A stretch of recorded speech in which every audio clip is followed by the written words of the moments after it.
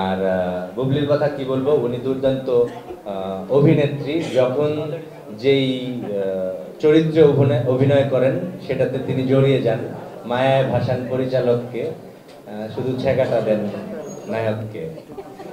আমি সবসময় খুব ভালোবাসা এবং শ্রদ্ধা স্নেহ নিয়ে বলি যে আমার কিছু ভাই বন্ধু আছেন সবসময় আমার বিপদে আপদে ভালোবাসায় সুন্দর সময়ে যাদেরকে পাশে পাই। আজও তার ব্যতিক্রম হয়নি। আমার সাংবাদিক ভাই বন্ধুরা স্বতঃস্ফূর্তভাবে আজকে এখানে এসেছেন।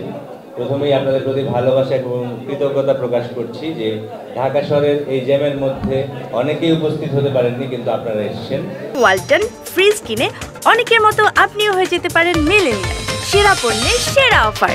মায়ার আহ্বানে এবং আমাদের তাকে সাড়া দিয়েছেন, সবার প্রতি অনেক অনেক ভালোবাসা। ভালো আছেন সবাই? রাজনৈতিক বক্তব্য না কিন্তু। এটা মায়ার প্রেস কনফারেন্স। আমার পাশে আছেন আমার পরিচালক, যাকে ছাড়া এই সিনেমাটা হতো না। জসিমউদ্দিন জাকির ভাই অত্যন্ত মায়া নিয়ে ছবিটা বানিয়েছেন। আর আমার সবসময় একটা অভিযোগ আমি প্রায় সময় করে থাকি যে আমি শিল্পমনা প্রযোজক পাই না।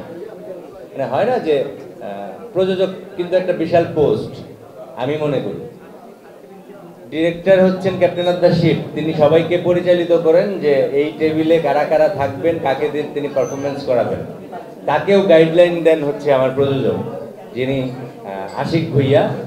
সরাসরি তিনি শিল্পকে ধারণ করেন বলে আমি মনে করেছি এবং তাকে আমি পেয়েছি। যে কোনো জায়গাতে যে পরিচালক বলেছেন যে আমার এই আয়োজন লাগবে, এই আর্টিস্টকে লাগবে। আমাদের এখানে মাল্টি কাস্টিং সিনেমা হয় না, বিভিন্ন প্রতিবন্ধকতা দেখা যায়।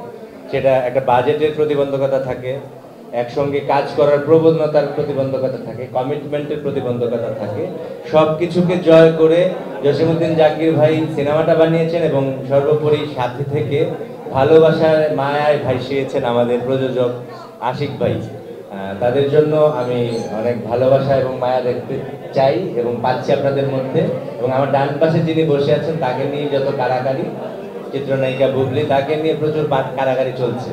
আজকে আপনারাও কারাকারি করছেন, স্ক্রিনে 3-4 জন মিলে কারাকারি করেছেন। ছবিটির নাম মায়া, যেটি আগামী ঈদে মুক্তি পেতে যাচ্ছে। আমি বিশ্বাস করি যারা ভালোবাসায় ভাসতে চান, মায়ায় জড়াতে চান, মায়া থেকেই ভালোবাসার উপলব্ধি নিতে চান, সেই সিনেমা দেখবার জন্য অবশ্যই আপনার পাশের প্রেক্ষাগৃহে গিয়ে মায়া সিনেমাটি দেখতে হবে। কারণ আমরা সবাই মায়ায় থেকে সিনেমাটায় অভিনয় করবার বা কাজ করবার চেষ্টা করেছি।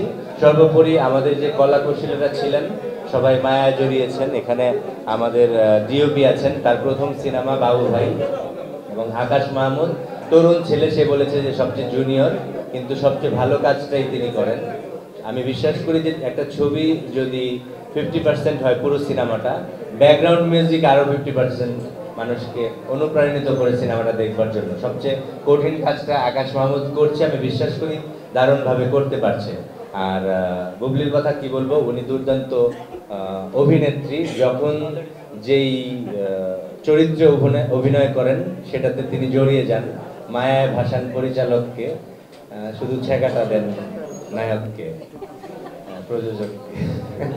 সেই জায়গা থেকে দুর্দান্ত লেভেলের একজন আর্টিস্ট। ওনার সঙ্গে আমার অনেকগুলো কাজ হচ্ছে, কিন্তু প্রথম রিলিজ পেতে যাচ্ছে মায়া। আপনারা সবাই দোয়া করবেন। এছাড়াও আমার এই ছবিতে আনিস রহমান মিলন ভাই আছেন, যিনি এখন আমেরিকাতে আছেন। দীর্ঘদিন আমাদের লেট হয়ে গেছে, শিডিউল জটিলতার কারণে অবশেষে মুক্তি পেতে যাচ্ছে। এবং এই সময়ের তারকা রোশান আছেন, অনেক ভালো কাজ করছে সে, হয়তো জ্যামের কারণে আটকা পড়েছে, আসবে সেও। সবাই আপনারা আমাদের এই মায়া টিমের জন্য দোয়া করবেন এবং পাশে আছেন, পাশে ছিলেন, ভবিষ্যতেও থাকবেন। এই হল ক্রাইসিসের যুগে আমি সবসময় বলতে চাই যে যার যত বেশি চাহিদা সে ডেফিনেটলি হল বেশি পাবে। যেহেতু সিনেমা হলের সংখ্যা 150 থেকে ঈদের সময় হয়তো কিছু ঘর খুলে যায়, 200 পর্যন্ত ছড়ায়।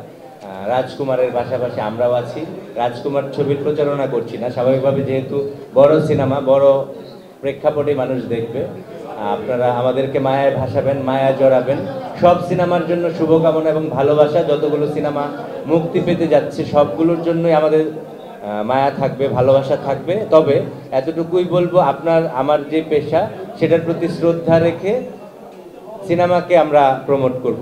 বিভিন্ন জায়গায় বিভিন্ন কিছু চলছে, নির্বাচন চলছে, অনেক ধরনের কথাবার্তা আসবে, ব্যক্তিগত প্রসঙ্গ আপাতত থামিয়ে, যেহেতু আমরা একটা সেক্টরে কাজ করি, দেশের সবচেয়ে বড় গণমাধ্যম চলচ্চিত্র, আমি বিশ্বাস করি এবং বলতে চাই সেই জায়গাটায় রেখে প্রফেশনালিজম মেনটেন করে আমরা শুধু মায়াতে এবং বিভিন্ন চলচ্চিত্রতেই থাকতে চাই। সবাইকে আজকে এই মাহে রমজানের শুভেচ্ছা এবং আবারও ঈদের শুভেচ্ছা।